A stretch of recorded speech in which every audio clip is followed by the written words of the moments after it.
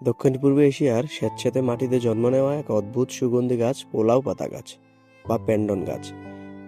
বৈজ্ঞানিক নাম পেন্ডানাস অ্যামেরিলিফোলিয়াস।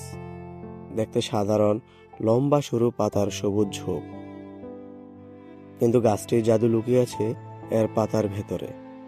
পাতায় থাকা সুগন্ধি পোলাওয়ের সেই তুলনাহীন সুবাসের জন্মদাতা।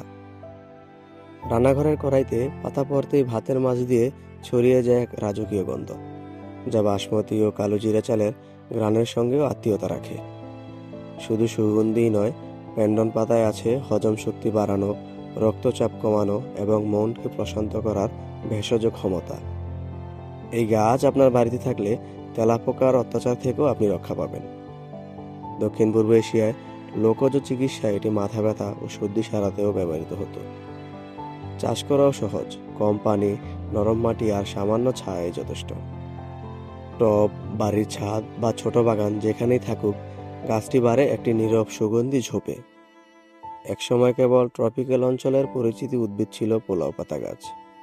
আজ বাংলাদেশ সহ এশিয়ার বহু রান্নাঘরে এটি হয়ে উঠেছে সুগন্ধের অদৃশ্য জাদুঘর। একটি সাধারণ পাতায় পুরো হাড়ির ভাতকে পোলাওয়ে রূপ দেয়।